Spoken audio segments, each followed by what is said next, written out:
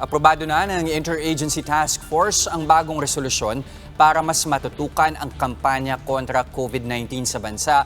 Para himayin ang nilalaman ng resolusyong ito, nasa linya natin si Maricel Halili. Mase, if I'm not mistaken, this is Resolution 17. Ano yung mga nakasaad dito sa bagong resolusyon na to? Yes, Chester. Ito yung updated resolution o yung panuntunan sa pagpapatupad ng enhanced community quarantine. Kasi almost weekly, meron silang naidadagdag doon sa panuntunan or guidelines para sa ECQ. This time, doon sa resolution number 17, ang pinakang highlights, number 1, binigyan diin lang nila na siguruhin yung prompt or on-time delivery ng ating mga personal protective equipment para doon sa mga healthcare workers because as we all know, nakakuha na o naka-acquire na ng 1 million PPEs para sa mga healthcare workers.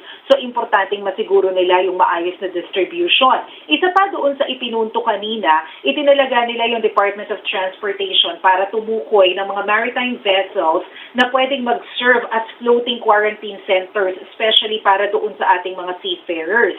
Yung Department of Transportation naman o Department of Tourism, inatasan ng Interagency Task Force na maghanap o tukuyin yung mga hotel at iba pang mga katulad na establishmento para posibleng maging quarantine facilities din sa bawat rehiyon naman sa bansa.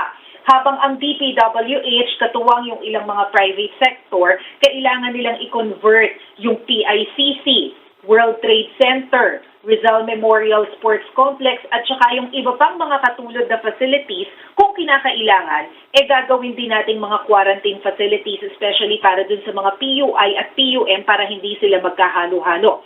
At the same time, maging yung mga local government units at yung mga barangay, kailangan din nilang mag-identify ng quarantine facilities per barangay and per municipality para maiwasan yung spread ng COVID-19.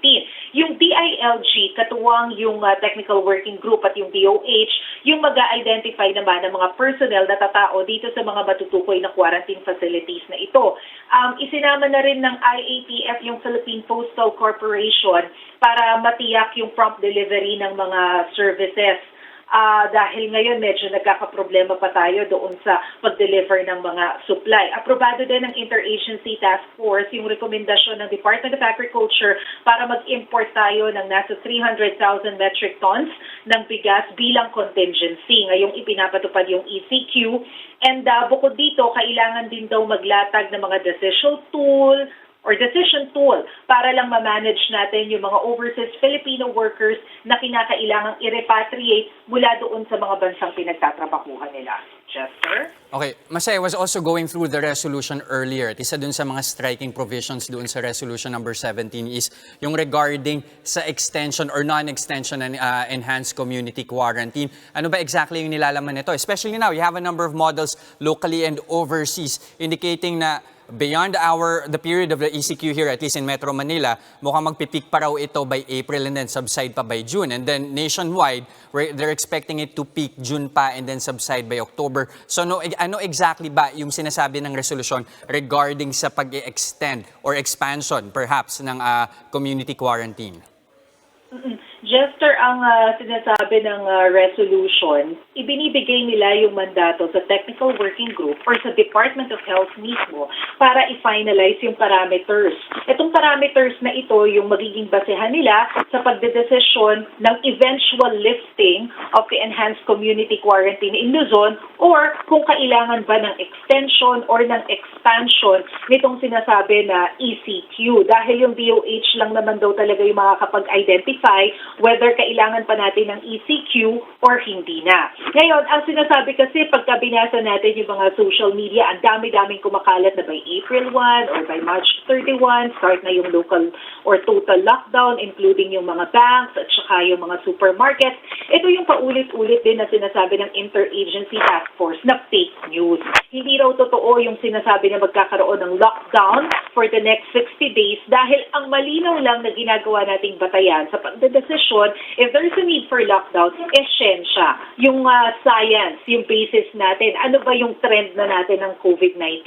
Kaya ipinagpapaubaya nila sa Department of Health yung pagbibigay ng rekomendasyon if there's still a need for quarantine or baka hindi na. At the same time kasi sa isang press con before, sinabi na rin ni Interior Secretary Eduardo Año na confident siya na malilift yung ating enhanced community quarantine by April 13 na initial na plan. Pero syempre, nakadepende pa rin ito sa magiging desisyon ng Department of Health. And I recall, sinabi rin ng Secretary Año sa isang radio interview that it's not advisable for us na magkaroon pa ng extension sa ECQ dahil malaki na yung dagok nito sa economy natin. Napakarami na rin kasi ng mga establishments and businesses na magsasara. But again, Jester, DOH pa rin na magbibigay ng recommendation whether to lift or i-extend yung enhanced community quarantine.